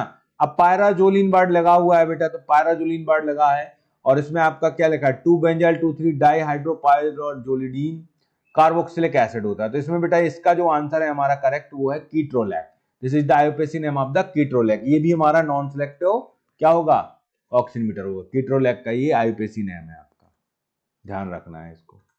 ये कीट्रोलैक है, इंडोल रिंग इसमें बोल नहीं सकते बेटा, ये जो रिंग रहेगी ये पायराजोल रिंग है, पायराजोल लिखा है ना उसमें जो, ये पायराजोलिन, तो यही है रिंग, इसी से आइडेंटिफाई होना था, इसमें कुछ क्वेश्चन में था नहीं, ठीक है ना। ये हमारा क्या होता है, एनसेड ड्रग होती है। एनसेड का सबसे बड़ा फायदा क्या है, आज अपन लोगों को दर्द होगा तो मॉर्फिन थोड़ी ना लेंगे अपन, मॉर्फिन जब ओपियोइड एनाल्जेसिक तब यूज करते हैं जब सीवियर पेन होता है, इनको कोई रोज यूज नहीं कर सकता, उनमें एडिक्शन टॉलरेंस डिपेंडेंस कॉज करते, ये नहीं करते, नॉट हैबिट फॉर्मिंग होते हैं ये ड्रग, और हमारा पेन भी रिड्यूस कर देते, तो इसलिए बेटर ड्रग होती है। ये स्ट्रक्चर किसका है, ये आंसर बताना है आपको, किसका स्ट्रक्चर है बेटा, ये स्ट्रक्चर जो है बेटा नीफोपाम का होता है। नीफोपाम हमारा क्या होता है स्ट्रक्चर। नीबोबिटान में मैंने क्या इंपॉर्टेंट बताया था आपको, नीबोबिटान ऐसी ड्रग है जो बेसिक होती है, बाकी सभी एनसेड हमारे कैसे होते हैं, एसिडिक होते हैं, ये बस ऐसी ड्रग है जो कैसे होती थी, बेसिक। ये जो स्ट्रक्चर है आपका नीफोपाम का स्ट्रक्चर है, ठीक है ना।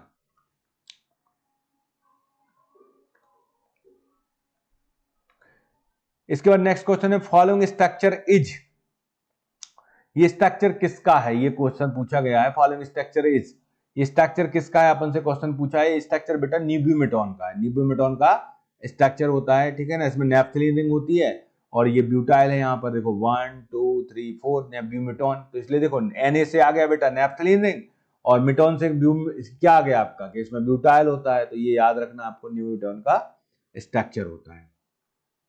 न्यूब्यूमेटॉन क्या है हम बता चुके आपको ऑलरेडी, एनसेड होता है और ये बेसिक होता है।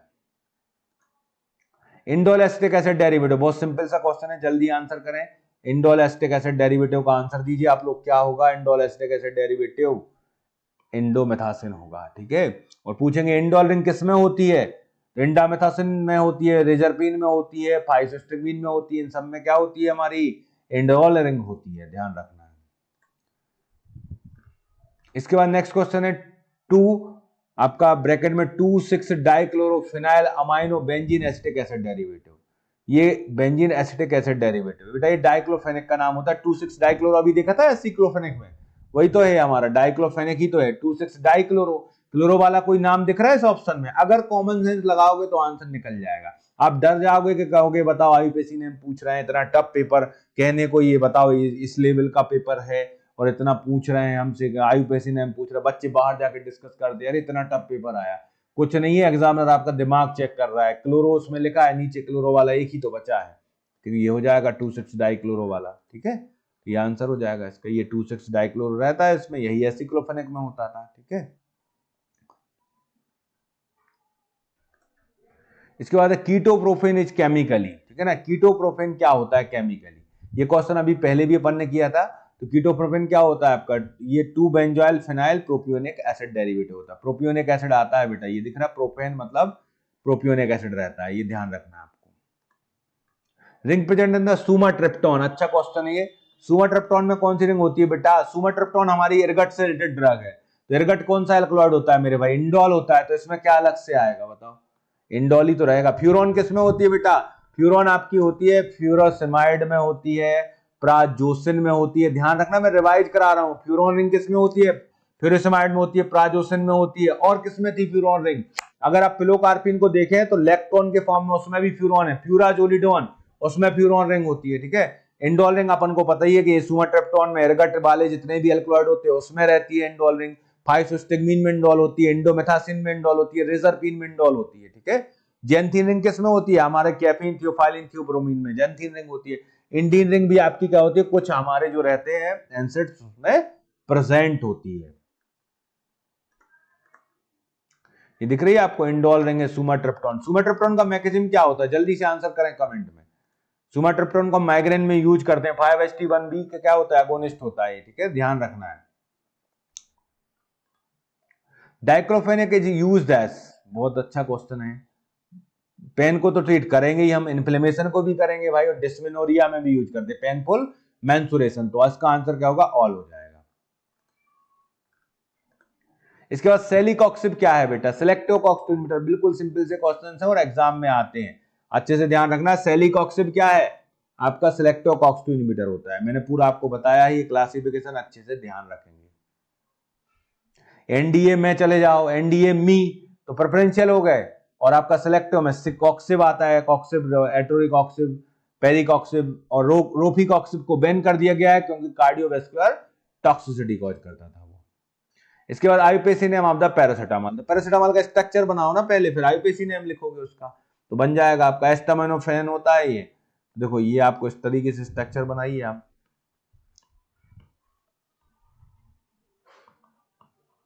अब इसको देखें आप, ठीक है ना, इसमें देखो आप कह लें यहां से नंबरिंग होगी 1 2 3 4, तो 4 हाइड्रोक्सी रहता है बेटा सबसे पहले, तो 4 हाइड्रोक्सी फिनाइल हो गया, और इथेन अमाइड हो गया ये हमारा, ये इथेन है 1 2 कार्बन, तो इथेन हो गया, और ये अमाइड हो गया, तो ये इथेनामाइड हो गया। तो ध्यान रखना है हमारा, इसका सिंपल सा आंसर था। मैंने देखा कई बच्चे बहुत पढ़ते हैं मेड केम को, केमिस्ट्री को, पता लगा पैरासिटामोल का स्ट्रक्चर बन नहीं रहा उन पे बनाते, तो सिंपल सा स्ट्रक्चर है बेटा, ये आपका एस्टामाइनोफेन होता है, एसिटाइल ग्रुप लगा दो, यहां पर आप OH लगा दीजिए, ठीक है ना, तो ये इसका ध्यान रखना है। Next question, oil of winter green क्या होता है, अच्छा क्वेश्चन है भाई, ये तो ऑर्गेनिक केमिस्ट्री का क्वेश्चन है, ऑर्गेनिक केमिस्ट्री का है मेरे भाई क्वेश्चन ये। ऑयल ऑफ विंटर ग्रीन पढ़ते थे 12th क्लास में अपन लोग, ऑयल ऑफ विंटर ग्रीन क्या होता है, जल्दी बताइए।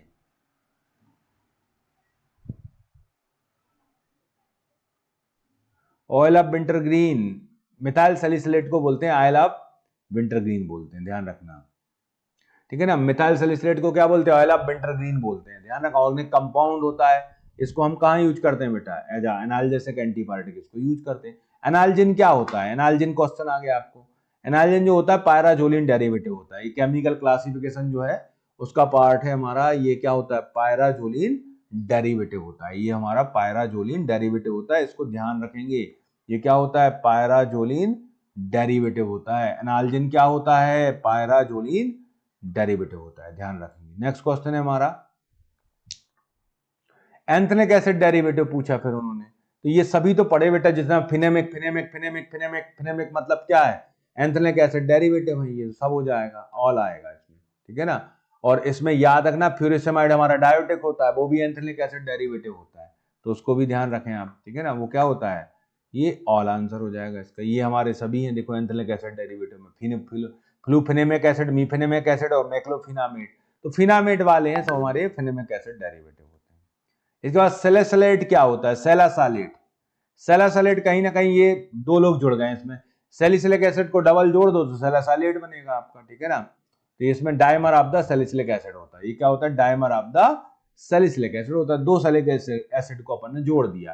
कैसे जोड़ेंगे बेटा, मान लो उसने पूछ लिया एग्जामिनर ने, बताओ OH OH से ऐड होते हैं कि OH और COH से ऐड होते हैं, बेटा OH और COH से ऐड होते हैं, तभी तो क्या बनेगा, एस्टर बनेगा। OH OH कभी आज तक ऐड हुए, नहीं हुए, OH और COH ही ऐड होते हैं और वाटर मॉलिक्यूल रिमूव हो जाता है, एस्टर का फॉर्मेशन होता है, जरूरत पड़ने पर क्या हो जाती है, हाइड्रोलाइज हो जाते हैं, ठीक है। तो याद रखना है, ये भी पूछ सकते हैं कहां से ऐड होता है, ठीक है। Find out the given structure, इस स्ट्रक्चर को बताइए आप, मैं आंसर आपको खुद बताना है। आप मान लो, सपोज आप मानोगे आप फार्मेसी स्टूडेंट भी नहीं हो, आप केमिस्ट्री के स्टूडेंट हो मेरे भाई, इसका आंसर बताओ आप लोग, क्या है इसमें, कुछ नहीं है ना, आपको कोई स्ट्रक्चर याद करना ना, ऑप्शंस देखो बस और काम खत्म है आपका। फ्लोरो ग्रुप है ना, यही तो है फ्लोरो वाला, केवल एक और कोई है फ्लोरो वाला नहीं है, ठीक है ना, और कोई है फ्लोरो वाला नहीं है, जैसे डाइक्लोफेनिक में वो क्लोरो रहते थे, इसमें ऐसे फ्लोरो है हमारे। इसके बाद होता है prototype drug for the proton pump inhibitor, proton pump inhibitor आ गया बेटा। प्रोटॉन पंप इनहिबिटर जो होते हैं हमारे, प्रोटॉन पंप इनहिबिटर होता है जिसको अपन क्या बोलते हैं, हाइड्रोजन हाइड्रोजन आपका पोटेशियम एटीपीएज सिस्टम होता है, हाइड्रोजन पोटेशियम एटीपीएज सिस्टम। ये एक्चुअल में क्या होता है, नॉन कॉम्पिटिटिव एंजाइम इनहिबिटर होते हैं, नॉन कॉम्पिटिटिव एंजाइम इनहिबिटर होते हैं, ये सभी आते हैं इसमें। प्रोटोटाइप पूछ रहे हैं, मतलब रिप्रेजेंटेटिव पूछ रहे हैं पूरी कैटेगरी का, प्रोटोटाइप पूछ रहे हैं भाई। प्रोटोटाइप समझते हो, पूरी कैटेगरी। जैसे मैंने बोला आप कोलिनर्जिक ड्रग का प्रोटोटाइप बताइए, तो मैं बोलूंगा एसिटाइल कोलिन होता है, ठीक है, ऐसे ही पूछ रहा है वो अपन से, ठीक है ना। प्रोटोटाइप ड्रग पूछते हैं जनरली, इस तरीके से क्वेश्चन आता नहीं है, बट पूछा है तो आंसर हमको देना है। प्रोटोटाइप इन्होंने पूछा है, तो प्रोटोटाइप कौन होगा? प्रोटोटाइप में ओमेप्राजोल पूरी कैटेगरी को रिप्रेजेंट करता है बेटा। प्रोटोटाइप ड्रग मतलब जैसे आपसे पूछे एंटीसाइकोटिक का प्रोटोटाइप क्या है, तो आप बोलेंगे क्लोरोप्रोमाजीन है। मैंने बोला आपसे, आप बताइए एंटी टीबी का प्रोटोटाइप ड्रग बताइए, तो आप खुद बोलोगे सर आइसोनियाजिड है। समझ रहे? प्रोटोटाइप ड्रग का मतलब जो रिप्रेजेंटेटिव ड्रग होती है पूरी कैटेगरी को। जैसे मैंने बोला आप भाई एनसेड का प्रोटोटाइप ड्रग बताइए, तो एस्प्रिन है एनसेड का। उसके जैसा मैंने बोला बीटा ब्लॉकर का प्रोटोटाइप बताओ, तो प्रोप्रानोल होता है उसका। समझ रहे? ये है। तो ये आप ऑटोमेटिक ये चीज आपको ध्यान हो जाती है, पढ़ते पढ़ते जब आप पढ़ोगे ना, क्लासिफिकेशन याद करोगे तो याद हो जाता है। ओमेप्राजोल, ओमेप्राजोल का मैकेनिज्म मैं बता चुका हूं, प्रोटॉन पंप इनहिबिटर होता है, एंटी अल्सर ड्रग होता है, ये बेस्ट ड्रग होती है, इनमें कोई हार्मोनल एडवर्स इफेक्ट वगैरह नहीं होते ओमेप्राजोल में। ओमेप्राजोल क्या होता है, hydrogen potassium ATPase enzyme inhibitor होता है, नॉन कॉम्पिटिटिव एंजाइम इनहिबिटर। इससे कंफ्यूज हो जाते हैं, सोडियम पोटेशियम एटीपीएज से कंफ्यूज होते हैं बेटा। ये जो है ये मैकेनिज्म होती है डिजिटलिस की, डिजिटलिस उसको इनहिबिट करता है। ये प्रोटॉन पंप है, ये प्रोटॉन है ना, ये उसका पंप है, तो भाई प्रोटॉन पंप को इनहिबिट करेगा ओमेप्राजोल। ओमेप्राजोल क्या होता है, बॉडी में जाके एक एक्टिव मेटाबोलाइट बनता है इसका, और ये एक्टिव मेटाबोलाइट जाके इससे कोवलेंट बॉन्ड बनाता है और इसको परमानेंटली एंजाइम को डिग्रेड कर देता है, एंजाइम को परमानेंटली क्या कर देता है, इनहिबिट कर देता है। ठीक है, ये परमानेंटली क्या कर देता है, उसको इनहिबिट कर देता है, ध्यान रखना है। ओके,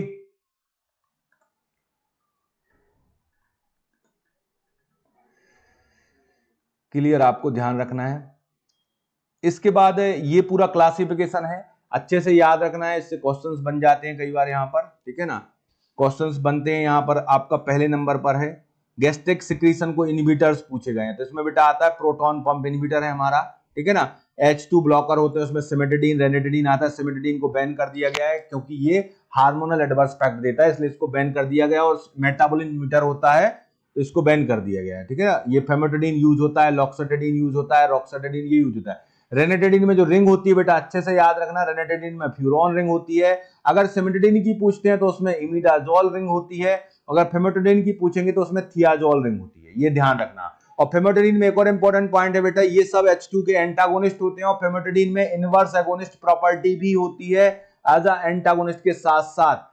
एंटीकोलिनर्जिक ड्रग होते हैं, सब आपके M1 रिसेप्टर के एंटागोनिस्ट होते हैं बेटा। कभी अगर एंटीकोलिनर्जिक आपने पढ़ा हो तो उसमें कोलिनर्जिक रिसेप्टर में M1 रिसेप्टर था, वो HCl के रिलीज को बढ़ाता था। किसके रिलीज को बढ़ाता था? HCl के रिलीज को बढ़ाता था, समझ रहे? तो ये उसका एंटागोनिस्ट है, तो ये इसको कम करते हैं, पायरेंजिपिन, टेलेंजिपिन, प्रोपेंथिलीन, ऑक्सीफ्रोनियम, ठीक है ना। प्रोस्टाग्लैंडिन एनालॉग होते हैं हमारे, मीसोप्रोस्टॉल, इसको यूज करते हैं। और हमारे गैस्ट्रिक एसिड को न्यूट्रलाइज करने वाले ड्रग हैं, ये कम नहीं करेंगे एसिड सिक्रीशन को, न्यूट्रलाइज करते हैं। तो इसमें हमारे एंटासिड्स आते हैं, सिस्टमिक एंटासिड्स होते हैं जो आपके ब्लड में जाके काम करते हैं। सोडियम बाइकार्बोनेट होता है और सोडियम साइट्रेट होता है। और नॉन सिस्टमिक मतलब जो हमारे स्टमक में ही काम करेंगे, GIT पर काम करते हैं, लोकली काम करते हैं, एब्जॉर्ब नहीं होते हैं। याद रखना, मैग्नीशियम हाइड्रोक्साइड है, एल्यूमिनियम हाइड्रोक्साइड है, ये सिस्टमिक एंटासिड। कभी आप अगर बोलो ना, कोई बोले एसिडिटी हो रही हो, मैं सिस्टमिक एंटासिड लूंगा, एसिडिटी बेटा स्टमक में होती है, तो लोकल वाला चाहिए, नॉन सिस्टमिक होना चाहिए, वो एब्जॉर्ब नहीं होना चाहिए ब्लड में। सिस्टमिक कब काम करते हैं? जब हमारे ब्लड का पीएच क्या हो जाता है, एसिडिक हो जाता है, तब काम करते हैं, ठीक है। अल्सर प्रोटेक्टिव ड्रग्स होती हैं जो अल्सर के ऊपर कोटिंग बना लेती हैं, और अगर इंफेक्शन हो गया तो एंटीबायोटिक्स चाहिए हमारे लिए, अमोक्सिसिलिन, क्लेथ्रोमाइसिन, मेट्रोनोजोल, टिनिडाजोल, ये चाहिए हमारे लिए, ठीक है। इसके बाद रिंग प्रेजेंट इन द रॉक्साटिडीन। रॉक्साटिडीन में बेटा कौन सी रिंग होती है? देखो क्वेश्चन वहीं से आ रहा है, मैंने बोला ना इनसे रिंग्स के क्वेश्चन आ जाते हैं, इन ड्रग्स से रिंग्स के क्वेश्चन पूछते हैं। तो रॉक्साटिडीन में बेटा पाइपरिडीन रिंग, डीन लगा है ना, तो ये पाइपरिडीन रिंग रहती है, याद रखना है। मैं फिर से रिवाइज करूंगा, सिमेटिडीन इमिडाजोल रिंग है, रेनिटिडीन में फ्यूरॉन रिंग है, फेमोटिडीन में क्या है आपकी, थियाजोल रिंग है, और इसमें आपकी पाइपरिडीन रिंग होती है रॉक्साटिडीन में, याद रखना है इस चीज को। सभी बेटा H2 ब्लॉकर होते हैं, ठीक है, ये H2 ब्लॉकर होते हैं। H2 ब्लॉक करने से क्या होता है बेटा, HCl का प्रोडक्शन ही होता है। H2 क्या है, ये हमारा हिस्टामिन का रिसेप्टर होता है। हिस्टामिन रिसेप्टर की मैकेनिज्म जो होती है 231, H2, H3 और H1, ठीक है ना। जो ये रहते हैं, ये H2 ये साइक्लिक एमपी को बढ़ाता है, H3 साइक्लिक एमपी को कम करता है, और ये IP3DAG को बढ़ाता है। ये इसका मैकेनिज्म होता है। तो अगर आपसे कोई पूछे H2 का मैकेनिज्म बताइए, H2 रिसेप्टर का तो साइक्लिक एमपी बढ़ना है, लेकिन अगर उन्होंने रॉक्साटिडिन या सिमेटिडिन या रेनाटिडिन का पूछा बेटा तो एंटागोनिस्ट है ना ये, तो ये साइक्लिक एमपी को क्या करेगा, फिर कम करेगा। ध्यान रखना है इस चीज को। ओके, ये देखो आपको यहां पर रॉक्साटिडिन का स्ट्रक्चर है बेटा, इसमें पाइपरिडीन रिंग प्रेजेंट होती है, ध्यान रखेंगे। नेक्स्ट क्वेश्चन है हमारा, heterocyclic ring present in the propantheline, ठीक है ना, एंटी मस्किनिक एजेंट है। प्रोपेंथिलीन हमारा एक एंटी मस्किनिक एजेंट है, और उसमें कौन सी रिंग प्रेजेंट होती है, ये हमसे पूछ लिया गया है। प्रोपेंथिलीन में कौन सी रिंग होती है बेटा, प्रोपेंथिलीन में कौन सी रिंग होती है बेटा, उसमें आपकी जेंथीन रिंग प्रेजेंट होती है। ध्यान रखना है, ये जेंथीन रिंग, जेंथीन नहीं है वो, आपका कैफीन वाली है, ये ENE वाली है, तो ये प्रोपेंथिलीन में प्रेजेंट होती है। ये आपका एंटी मस्किनिक ड्रग होती है, इसको अच्छे से याद रखेंगे। इसमें कौन सी रिंग प्रेजेंट होती है, हमारी जेंथीन रिंग प्रेजेंट होती है, इसको ध्यान रखेंगे। ये दिख रहा है आपको, ये है आपका जेंथीन, वो जेंथीन है, ये जेंथीन इस तरीके से होती है। इसलिए देखो यहाँ पर सभी रिंग्स को हमने आपको कंपाइल किया है। ये जेंथीन है, ये जेंथीन है, यहाँ पर ENE वाली है, ये एंथ्रासीन है, और ये फेनेंथ्रीन है, ठीक है। तो ये याद रखना, एक पायरिन रिंग आ जाती है, ये कौन सी कहलाती है, पायरिन, दो बेंजीन रिंग है, तो इसको बोलते हैं अपन, ये प्रोपेंथिलीन इसमें प्रेजेंट होती है, एंटी मस्किनिक ड्रग होती है हमारी, ठीक है ना। एंटी मस्किनिक मतलब एम रिसेप्टर का एंटागोनिस्ट होता है, एंटी मस्किनिक बोल दो, एंटी कोलिनर्जिक बोल दो, बात बराबर है। इसको एंटी अल्सर के फॉर्म में हम लोग यूज करते हैं।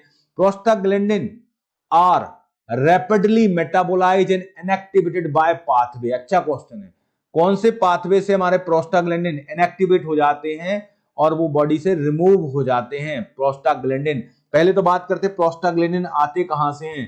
हमारे बॉडी के अंदर रहता है मेम्ब्रेन फास्फोलिपिड रहता है, ठीक है ना।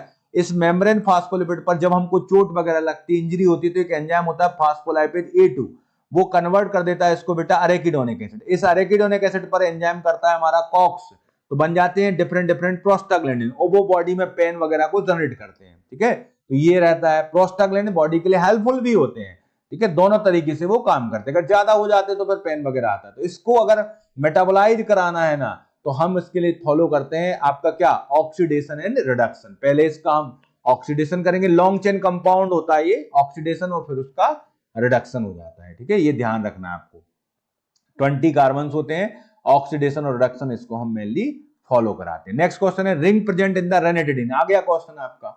अब बेटा हम आपसे उम्मीद करेंगे कि हमारी मेहनत जो मैंने पहले की थी अब काम आएगी। आपकी रिंग कौन सी होती है रेनाटिडिन में बेटा, फ्यूरॉन होती है। जल्दी जल्दी बोलो फ्यूरॉन कहां होती है, अभी बताया था, फ्यूराजोलिडिन, फ्यूरिसमाइड में फ्यूरॉन होती है, रेनाटिडिन में फ्यूरॉन होती है, ठीक है। और आपका फ्यूरिसमाइड में बताया मैंने फ्यूरॉन, पिलोकार्पिन में भी इलेक्ट्रॉन के फॉर्म में फ्यूरॉन रिंग होती है। तो ये पूछ लिए जाते हैं रिंग्स पे क्वेश्चंस। ये दिख रहा है आपको, सिमेटिडिन, सबका रिंग है, बहुत बढ़िया है चीज, ये ध्यान रखना। ये देखो आपका इमिडाजोल रिंग, सिमेटिडिन में रॉक्साटिडिन में पाइपरिडीन होती है, फेमोटिडिन में थियाजोल रिंग होती है, रेनाटिडिन में फ्यूरॉन रिंग होती है। This is the very very important. और इमिडाजोल रिंग किसमें है, आपका हिस्टामिन जो इनका एगोनिस्ट है इस रिसेप्टर का, उसमें इमिडाजोल होती है। सिमेटिडिन वहीं से ओरिजिनेट हुआ है पूरा। इसके बाद है रिएक्शन ऑफ द, ये क्वेश्चन आया हुआ है हमारा नेक्स्ट है इसमें, reaction of the 2 chloroacetic acid ether with the 2 mole of the formamide can be used as starting material for the synthesis. Starting material इन्होंने पूछा है, किसका स्टार्टिंग मटेरियल हो रहा है, तो कहीं ना कहीं देखो ये क्वेश्चन जो आया आपका एंटी अल्सर ड्रग का है क्वेश्चन, सिमेटिडिन है भाई, इसमें तो रिंग रहती है इमिडाजोल, ठीक है ना, पेंटाप्रोजोल है, इसमोप्रोजोल है, पाइपराजीन है, ठीक है ना। इनको अपन को देखना है कि कौन सी ड्रग के सिंथेसिस के लिए यूज करते हैं।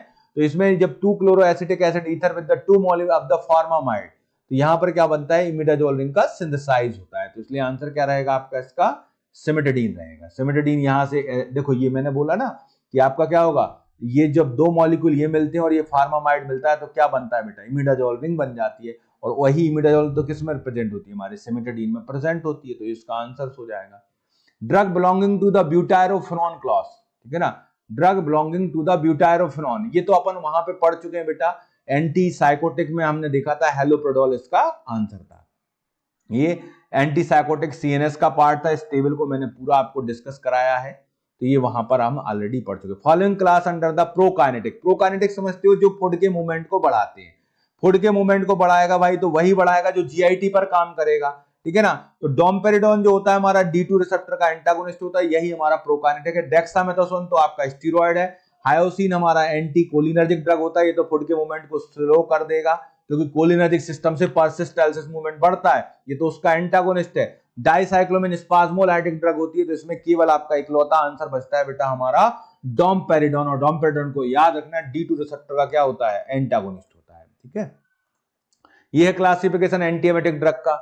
एंटीकोलिनर्जिक यूज कर लेते हैं हम लोग हायोसिन मोशन सिकनेस में, डाइसाइक्लोमिन यूज कर लेते हैं, न्यूरोलेप्टिक्स यूज करते हैं, क्लोरोप्रोमाजिन प्रोमाजिन यूज कर लेते हैं हम लोग। ठीक है ना, प्रोकाइनेटिक ड्रग में मैक्लोप्रोमाइड आता है, ये D2 का एंटागोनिस्ट होता है, डोमपेरिडोन है, सिसाप्राइड, मुसाप्राइड, एटोरिप्राइड, ये आते हैं। एन के रिसेप्टर एंटागोनिस्ट भी होते हैं, एप्रीप्रिटेंट, और ये आते हैं आपकी। और सबसे इंपॉर्टेंट होता है बेटा 5-HT3 रिसेप्टर एंटागोनिस्ट।